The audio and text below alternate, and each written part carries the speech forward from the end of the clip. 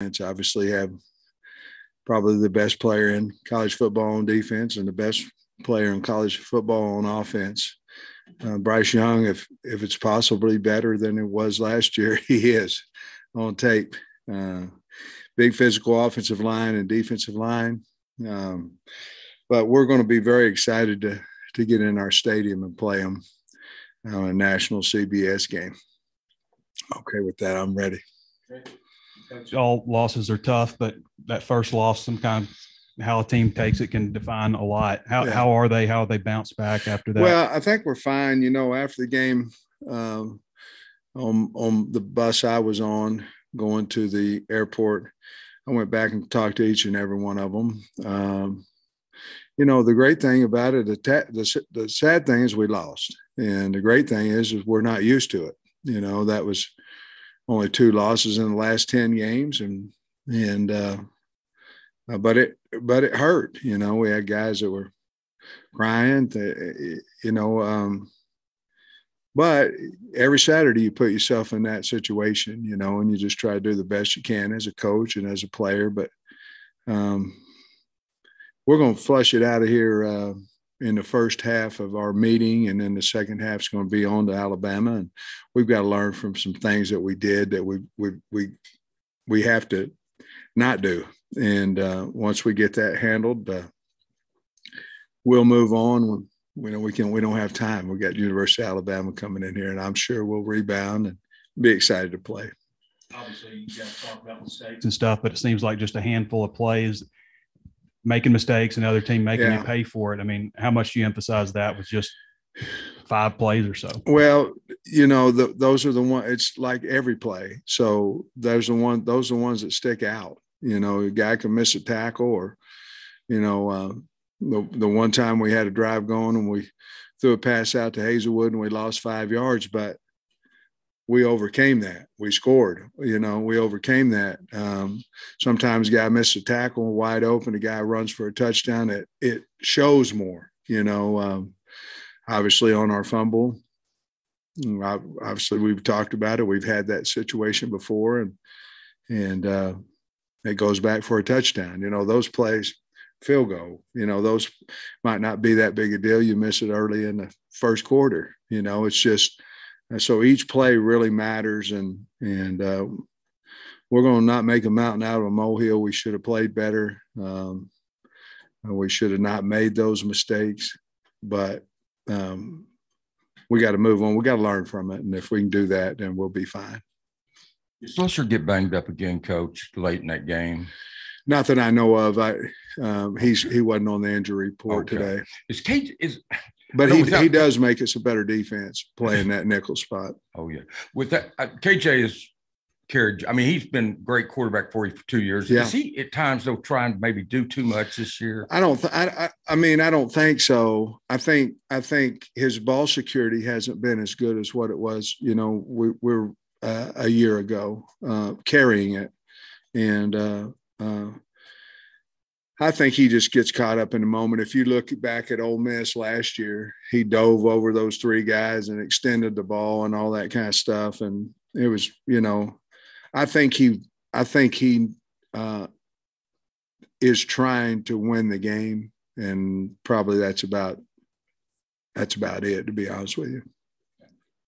My question is about offensive balance. I think there's some fans who think, let's just keep doing what we're doing. And I'm wondering, if diversity, misdirection, trying to get Malik the ball, all those have value to you. What's the balance maybe between doing both? Well, you go into a game basically thinking that you're going to be about 50-50, 50 run, 50 pass, and you have your packages with different guys. Bless you. And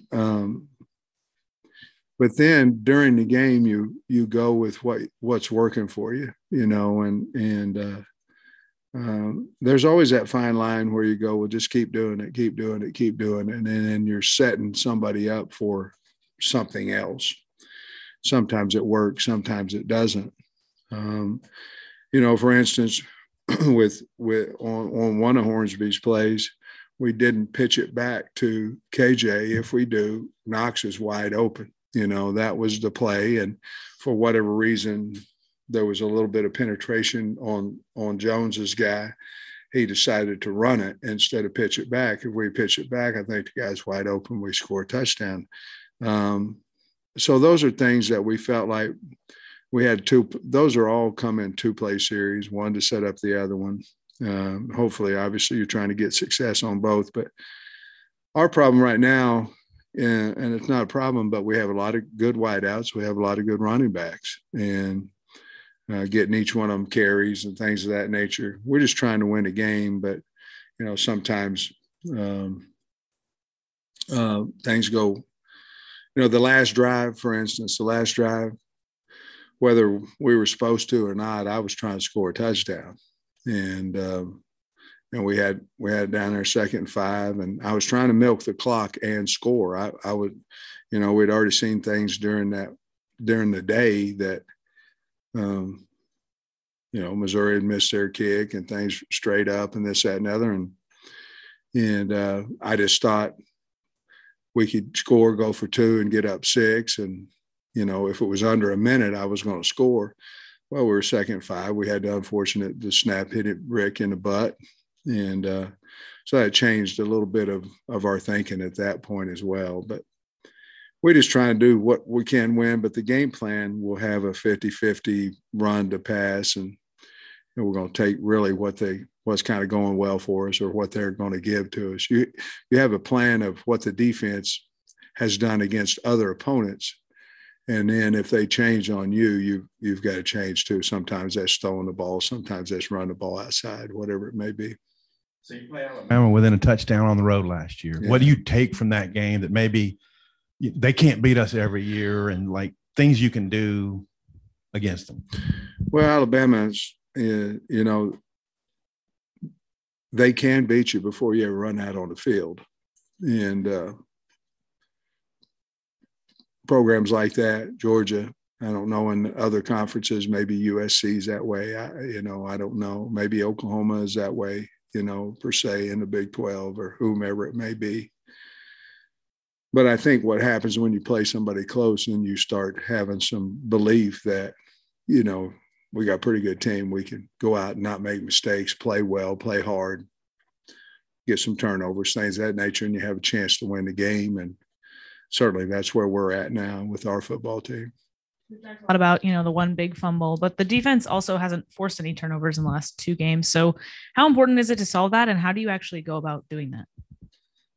We'll work on it every day. I mean, you're right. We haven't got any turnovers, not many all year. And we're very aware of it. We do strip tackling, and we have ball security where one side's holding on, the other one's trying to get it out. But for whatever reason, we just haven't got them out of there.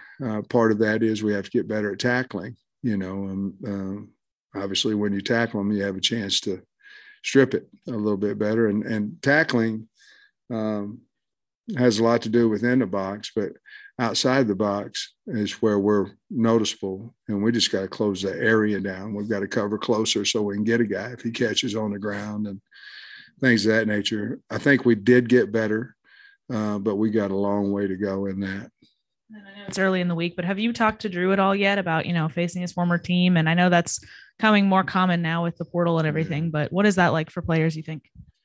I don't know. That'd be a good question for him. But I would assume for him, it would be, somewhat some familiarity with, what Alabama's doing. And there's got to be something in there. We'll try to downplay that as much because it is just about shedding blocks and tackling and doing his assignment. Obviously, it's different because, people in high school, they probably knew each other too, if they play close rivalry games and things. So he's probably been somewhat through that, nothing like this week, but he's a mature guy. I would assume it won't affect him too much. Just going back to Slusher, I wouldn't imagine it's easy for guys to come back and play well after missing some time, but I think he graded pretty well. What did you think of him and the impact he made? He's a big deal on our defense. I mean, he's a good player. That nickel spot in our defense is probably, you get outside the core, it's probably the most important position that we have. And because it's a run position and a pass position, I mean, at the point of attack, and a cover position. Yeah, I was really pleased with the way he played, and I don't want to use surprise as a word, but I was pleased that he played so well, having been out. I was concerned about his conditioning as well and things, but he played the entire game and played well. Sam, it looks like Bryce Young's maybe running the ball a little bit more. And you mentioned you might be even better than last year. What are you seeing from him? What really impresses you about him? A lot of confidence in everything he does, whether he's throwing, whether he's scrambling. He'll stay in the pocket till the last second. When he gets outside the pocket, he just looks comfortable. Like, I could run it for a touchdown. I can throw it for a touchdown. I'm just going to do kind of whichever one I decide to do. And he's been so hard to tackle for the teams that he's been playing. Texas is the only team really that put much pressure on them at all, and they did pressure him well. But I just think he's playing with an extreme amount of confidence, and he's obviously been a good player for probably since he was in sixth grade or whatever, but very, very, very, very confident. Got a lot of players around him. Got some really good backs. Will Anderson, he obviously had a monster year last year. What are you seeing from him, and is he doing something better maybe? Well, he had such a good year last year. He's right where he was last year. You have to have a plan for him. You have to look out there and go, okay, who can change the game on both sides of the ball, and you got to have to try to eliminate them as much as you can with your schematics or double teaming him or whatever it may be, turning a protection, whatever you're going to do. But I've seen him. I mean, he's took over a couple of their games defensively, just puts them in second and 16, second 15, whether it's run or pass. They got a whole bunch of good players on defense on their D line too, but he sticks out still. Coach, Max Fletcher's played 4 games now for y'all. I mean, he's a freshman. Who? Max Fletcher. Just curious what you thought of him through 4 games. I'm so sorry. Oh, you're talking about Matt. Max Fletcher, your punter. Yeah, I know. I'm sorry. I didn't hear you. Inconsistent. Sometimes he's trying to match so much. Like Smith. He was trying to keep him from returning the ball so much that it's like a pitcher aiming a ball versus just throwing it, punters have that same where he's trying to aim it, and he's not doing his regular motion. And, he had a couple of nice punts, and they didn't have any return yardage, but on 2 of them, there was a reason because they were, 30-yard punts, 28-yard punts. I think just consistency with him. He's got to punt in a game like he does in practice, and I'm sure he'll get better at that. Your defensive ends have flashed quite a bit in the game, Sam, but did the interior defensive line play a little better Saturday night? I noticed Eric Gregory had a couple of plays in a row. Nichols had some plays. I think overall they made more plays. I think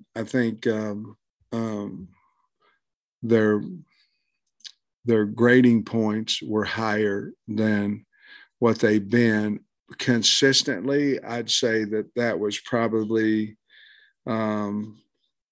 maybe their second best game they'd played. But as far as making big plays, they made more negative yardage plays, some sacks in there and things that they're playing hard. They're playing well. I'm happy with those guys, and they made some good positive plays. Alabama lost so many skill guys around Young, the speed guys, Mechie and Williams. But I'm wondering, you got Gibbs now. I mean, who are the guys who get the ball? Where are their speed guys now? Okay, well, they got Burton, came in from Georgia, who who's a really good player. And then they got Holden, who's a really good player. And then you can go down the line a little bit with Bond and Brooks at wide receiver. They've got a really good tight end. And then you look at their running backs, and because they're so far ahead all the time, they played 5 and sometimes 6, with Sanders and Williams and Miller. And their main 2 obviously is Gibbs, a transfer from Tech, and McClellan. They play those guys about the same amount, or maybe Gibbs a little bit more, but they're big and they're really good players. Gibbs returns kickoffs as well, but a lot of speed. We got a big offensive line, and the Louisville transfer Harold. He hadn't played yet, so I don't know if he'll be coming back. They got 3 wideouts that haven't played yet, so doesn't look like they're missing them too much to me, but we'll see. Sam, what you think of Dominic Johnson's game? Got knocked a little bit of the rust off. Yeah. Maybe what could be the plan with him moving forward? Man, I don't know, Bob. I mean, I thought he had a good game. I think we're looking at it as we probably need to get the ball to Rashad Devinian a little bit more too. AJ's continued to improve. I think he had 9 rushes or something like that, average about 4. Him and Rocket both average around 4 yards a carry. So we have 4 guys back there that can really play. Your change-up guys really are R-Dub and Dominique, because Dominique's a bigger physical guy, and R-Dub's a guy that can do this, So at some point, we're going to have to get down to 3. We're not there yet, but I thought Dominique did well in his first time back, ran hard. Nick Saban, maybe 10 years ago, everybody thought, well, he'll probably be retired by now, but he's in his 70s. He doesn't show any signs of slowing down. No. I don't, and I think he tried to hire after you first got here with Brett. I think he tried to hire you. Yeah, pretty sure. Just wondering what you remember about that. How well have you gotten to know him? Just what do you think about him? I think as good as ever. I mean, you're not. I don't know if you're supposed to, and I think he's fantastic. He's been so kind and so good to me. I sat right next to him in the SEC head coaches meetings, and I asked him questions, and he's been kind enough to answer them, and he's treated me outstanding, and I have nothing but wonderful things to say about him. And he's the greatest coach of all time, and in college football, in my opinion. And so, but yeah, I kind of was wondering when he's going to retire too, but I don't know when that's going to come. And the story, I had just been here about 4 or 5 weeks, and I had, talked to my players about loyalty and this, that, and other. And then, I mean, can't be hypocritical. Yeah, my mother told me she didn't raise a son that would do that.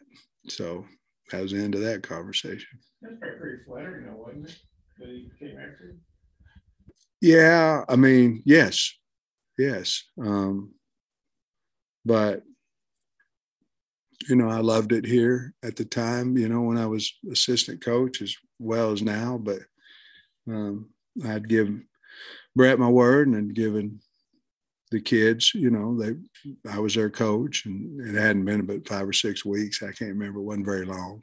And I called my mom. She told me she didn't raise a son that would do that. I said, yes, ma'am. And that was the end of it. 3 of Alabama's games have been pretty significant blowouts, and just the Texas game was close. Does that make it harder to, I guess, scout them, or just to have a whole lot? Because obviously you expect a competitive game, and only one game has been competitive. A little bit, but you're going to get a half. You'll get a half of all those games, because they're playing whatever their game plan is and whatever they like to do against whatever defense, whatever offense they're seeing. Yeah, I mean, because in most of the 3 of the 4 games, you're seeing second and third team guys in there.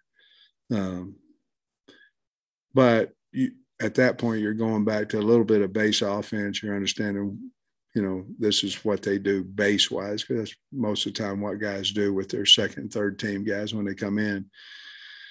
Yeah, a little bit. The Texas game was sure a good game to watch and learn from that one as well. But yeah, they haven't been close in 3 of them, not 3 of the 4, not close.